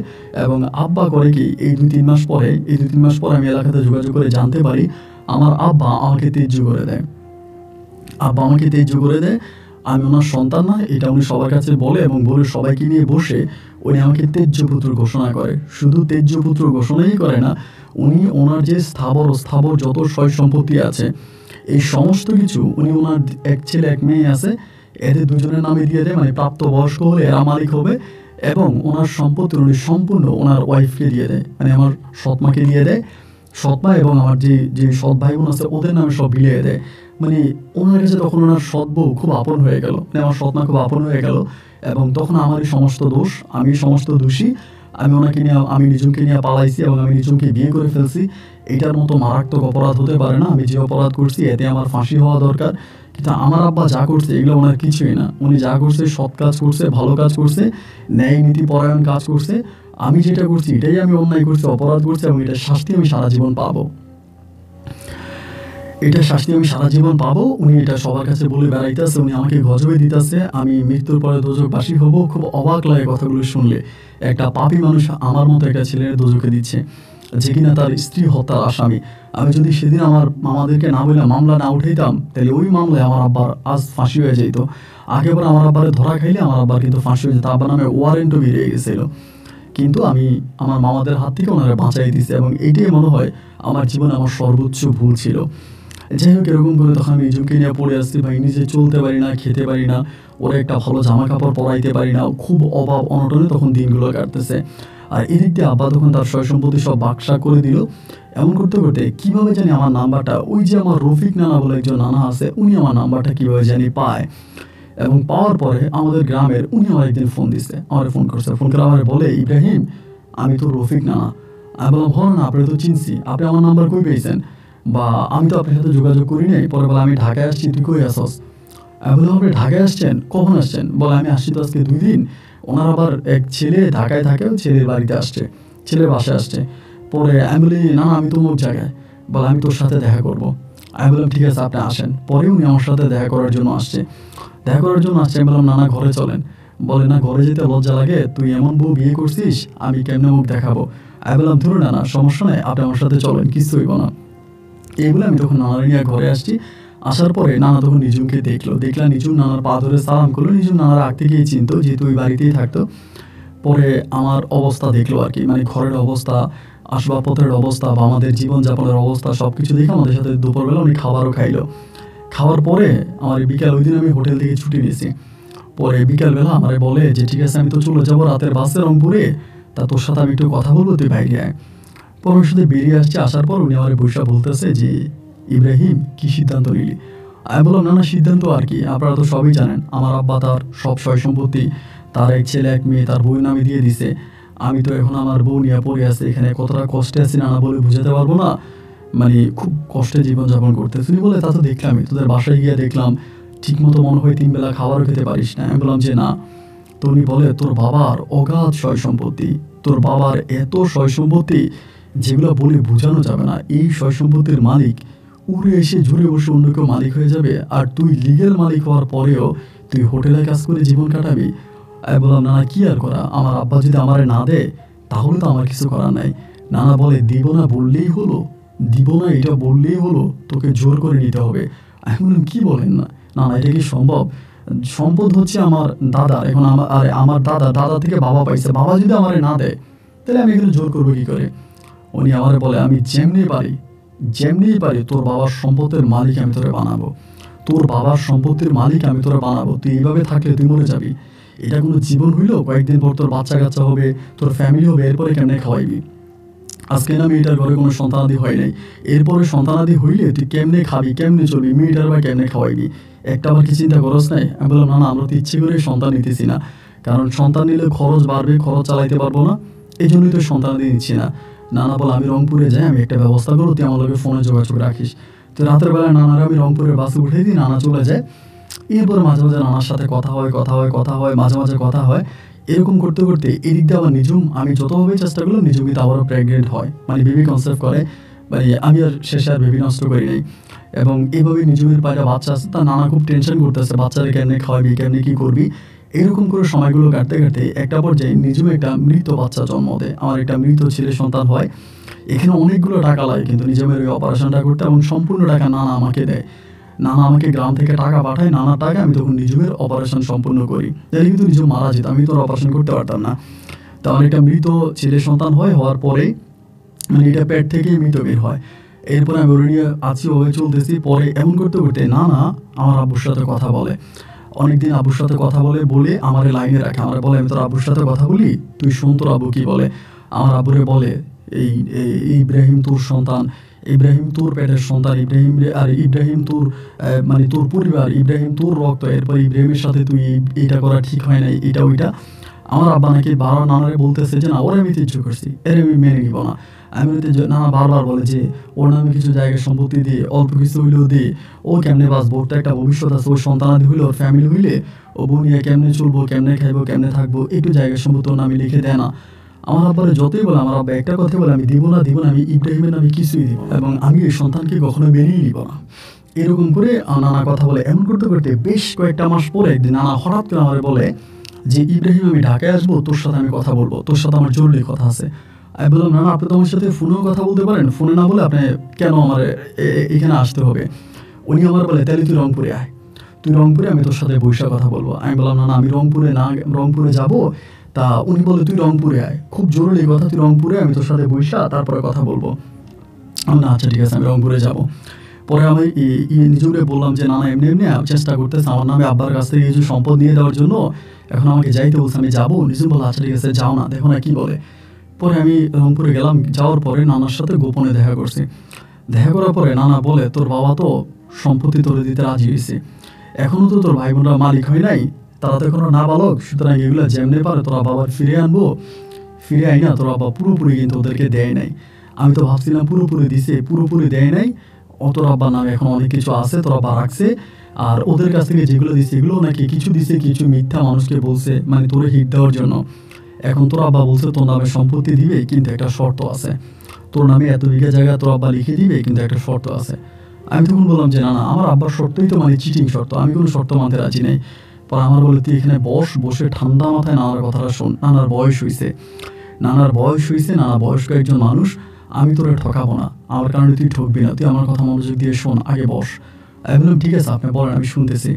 উনি আমারে বলে, প্রথমত তোর আব্বার সয় সম্পত্তির মালিক তোর সৎ ভাই বোন হইব, তোর সৎ মা হইব, এটা শুনতে তোর খারাপ লাগে না? আমি বললাম, তা তো আমার খারাপ লাগে, এখন আমার কী করার? উনি বলে, শোন, আমি তোর আব্বার সাথে কথা বলছি, বলার পরে তোর আব্বা আমাকে একটা শর্ত দিছে, ওই শর্ত যদি মানিস তাহলে তুই সম্পদ পাবি। আমি বললাম, শর্তটা কি? উনি বলে, শর্ত হচ্ছে তোর নিজমকে তালাক দিতে হবে। আমি বললাম, বাহ, দারুণ শর্ত। তারপরে বলে, নিজমকে তালাক দিয়ে তোকে তোর আব্বা এলাকাতে একটা বিয়ে করাবে, ওইখানে বিয়ে করতে হবে। আমি বললাম, বাহ, না না, বাহ, তো এই সিদ্ধান্ত আপনার কি মনে হয় আমি নিজমকে ছেড়ে দিব সম্পত্তির আশায়? ওই সম্পত্তির মধ্যে আমি প্রস্রাব করি, ওই সম্পত্তি আমার দরকার নাই। নানা আমার বলে, শোন, এখনও তো ছোট মানুষ, শরীরে রক্ত গরম, এই জন্য দুনিয়াদারি সম্বন্ধে বুঝিস না, বাস্তবতা যে কত কঠিন, দুনিয়া যে কত কঠিন, যখন এটার সম্মুখীন হবি, সামনাসামনি হবি, তখন বুঝবি। আমি তোর একটা বুদ্ধি দিয়ে তুই আমার কথা শোন। আমি অনেক ঠান্ডা মাথায় চিন্তা ভাবনা করে আমি একটা সিদ্ধান্ত বাইর করছি, এটা যদি তুই মানিস তাহলে তুই রাজ্যও পাবি, রানীও পাবি, সব পাবি, এটা তোর মান। আমি তখন বললাম, কি? উনি বলে, তোর আব্বা হচ্ছে পাগল, মানে আমাকে রফিক টানা বলতেছে, তোর আব্বা হচ্ছে পাগল, তোর আব্বার মাথায় কোনো বুদ্ধি শুদ্ধি নেই, যে কোনোভাবে একবার যদি তোর আব্বা তোর নামে দলিল দিয়া দেয়, এরপরে আর এই দলিল ফিরে নিতে পারবে? আমি বললাম, না, তা একবারে দিবি কি করে? উনি তখন আমাকে বলা, আমার পরিচিত একটা মেয়ে আছে, নাম হচ্ছে সায়মা, আমার শ্বশুর বাড়ির নাম হচ্ছে সায়মা, মেয়েটার আমি চিনি, আমি ওই মেয়েটার তোর বিয়ে করাবো। আমি বললাম, আমি কি বলেন না, আমি তো অলরেডি বিয়ে করছি, আমার বউ আছে, আমি সায়মারই বিয়ে করবো কীভাবে? না, তখন আমাকে বলে, শোন, আমার কথা মনোযোগ দিয়ে শোন, এই গ্রামে কি হয় না হয় এগুলোকে তোর বউ নিজম জানে? আমি বললাম যে না। নিজম কি এই গ্রামে কারোর সাথে কথা বলে? আমি বললাম যে না। তখন নানা আমাকে বলে তুই একটা ভুয়া কাবিননামা তৈরি করবি যেটা নকল, এবং আমি উকিল দিয়ে তোর এটা বের করে দিব, আমার লোক আছে। আমি বললাম তারপর? বলে ওই উকিল ভুয়া কাবিননামার লোকটারে দিয়া তুই একটা তালাকের ব্যাপার তৈরি করবি, তালাকের ব্যাপারটা তৈরি করে তুই তোর বাবার কাছে যাবি, গিয়ে বলবি তুই নিজেকে তালাক দিছস। আমি বললাম তারপর? বলে তালাক দিছস বলে তুই 2 দিন তোর আব্বার সাথে থাকবি এবং 3 দিনের মাথায় আমি তোর ওই সাইমা মেয়েটার বিয়ে করাবো। আমি বললাম তাহলে আমি তো বিয়ে করবো না। নানা আমাকে বলে শোন, আমি ওই সাইমার সাথে কথাবার্তা বলবো এবং বলে মেয়েটার আমি ওভাবেই বলবো, প্রয়োজনে মেয়েটার আমি কিছু টাকা পয়সা দিব, যে মেয়েটা শুধু স্বামী স্ত্রীর অভিনয় করবে, প্রয়োজনে যেদিন বিয়ে হবে এরপরের দিন তোরা আবার ছেড়ে দিবি, ওভাবেই মেয়েরে আমি রেডি করাবো। এবং তোর বাসর তোর আব্বা বলছে যেদিন তোর ওই মানে তোর নিজমকে ছেড়ে অন্য কোনো মেয়েরে বিয়ে করবে, তোর যেদিন বাসর হবে তার পরের দিনে তোর আব্বা তোর নামে এত বিঘা সম্পত্তি লিখে দিবি, কিন্তু নিজমকে তালাক দিতে হবে। আমি বললাম নানা এটা কি করা ঠিক হবে? আমার নানা বলে শোন, এই কাজটা করার পরে একবার যদি তোর আব্বা তোকে সম্পদ দিয়ে দেয়, এরপরে গিয়ে তুই নিজমের সাথে সংসার কর না। আমি তো তোকে নিজমকে ছেড়ে দিতে বলি নাই, আমি তো বলি না নিজমকে তুই তালাক দে। এখন এইটা করলে পরে তোর ভবিষ্যৎটা অনেক সুন্দর হবে। নাতি রে, বাস্তব দুনিয়া অনেক কঠিন, দুমুঠো ভাতের জন্য মানুষ জীবন পর্যন্ত দিয়ে দেয়। এই দুমুঠো ভাত এখন শরীরে শক্তি আছে বলে খাইতে পারতেছিস, কয়েকদিন পর কোত্থেকে খাবি? তোর কি আছে? তোর তো কিছুই নাই। আজ তোর বাবার কোটি কোটি টাকার সম্পদ খাবে পাগল ছাগলে। তুই এটা কর, তুই যা এবং যেভাবে পারস নিজুমরে বুঝে শুনে অন্তত 15 দিনের জন্য তুই চলে আয়, 15 দিন নিজুমরে রাইখা আয়, এবং খবরদার নিজুম যাতে কারোর সাথে যোগাযোগ না করতে পারে এলাকার, এই বলে তখন তুই আয়, বাকিটা আমি ব্যবস্থা করব। নানার সাথে কথাবার্তা বলে পরে ঢাকায় আসছে। ঢাকায় আসার পরে আমি নিজুমরে বললাম যে নিঝুম, আমার নানা তো মামলা করছে, নানাই শিখিয়ে দিছে আমার ফোনে এটা বলার জন্য। আমি বললাম নিঝুম, আমার নানা তো থানায় মামলা করছে আমার আব্বার নামে, যে আমার আব্বা তো সয় সম্পত্তি সব আমার সৎ ভাই বোনরে দিয়ে দিচ্ছে, আমিও তো মালিক, আমার বঞ্চিত করছে, এই জন্য নানা মামলা করছে। কারণ ওই মামলার দায় আমাকে কয়েকদিন গ্রামে থাকতে হবে, থানা হাজতে দৌড়াইতে হবে। আমার বলে তোমার আব্বা তোমার মেরে ফেলবে, তোমার আব্বা অনেক রাগী, অনেক জিদি, তোমাকে মেরে ফেলবে, তুমি এটা করো না, আমাদের সয় সম্পত্তির দরকার নেই।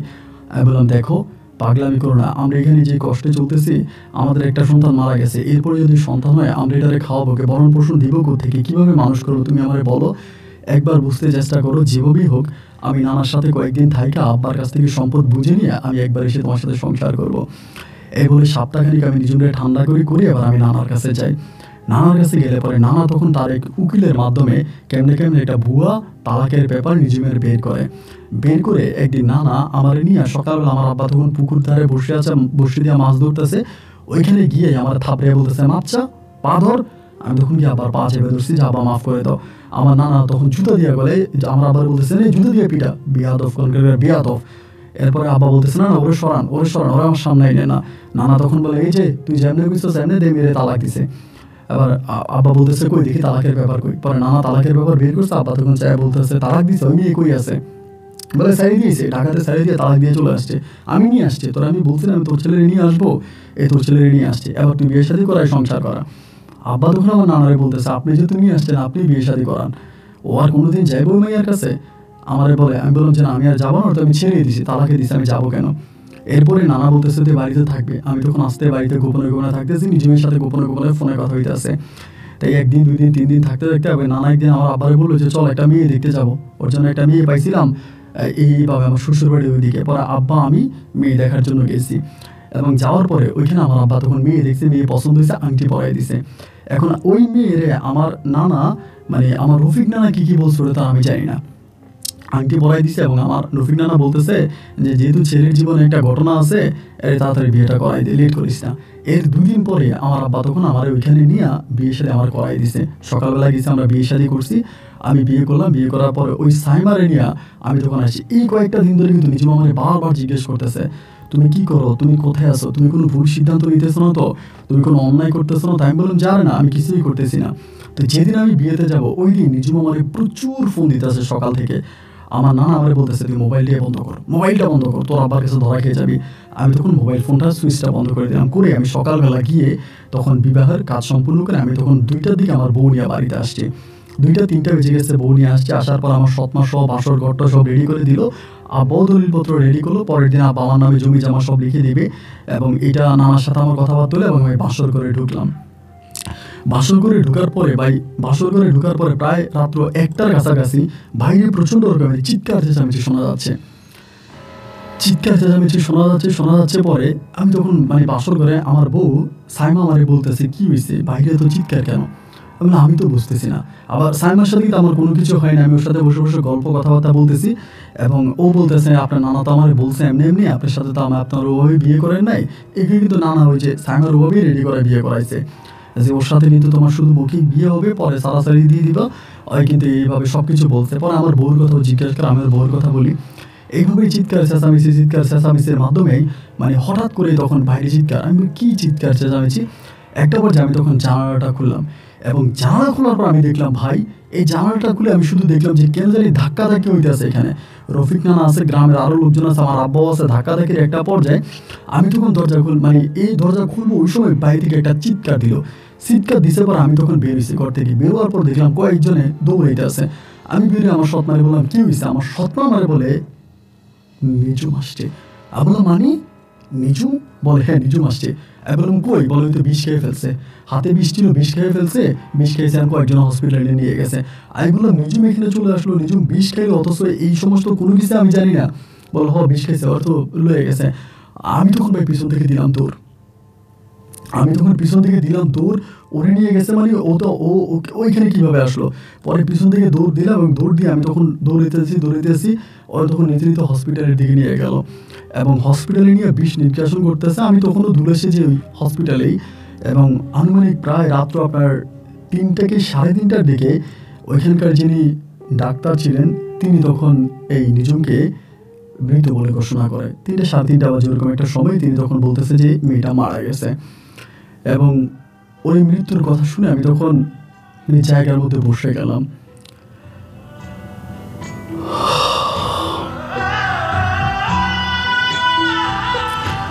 আমি তখন বলতেছিলাম যে আমি যে কী করলাম, এবং ওর মৃত্যুর খবর শুনে আমি তখন রফিক নানার দিকে তাকাইছি। রফিক নানা নিচের দিকে তাকায় কান্না করতেছে। আমি রফিক নানাকে ধরে বললাম, নানা এই কাজটা কী হলো? নানা ওটা কাজটা কী হইলো? রফিক নানা তখন চশমাটা খুলে চোখের পানিগুলো মুছতেছে পাঞ্জাবের কাপড় দিয়া। আমি বললাম, নানা আপনারা বলছেন সব কিছু ঠিক হয়ে যাবে, কোনো সমস্যা হবে না, তবে কি নানা এটা হইল? নানা বলেন না, নানা কথা বলেন। নানা আমরা বলে, শান্ত হ।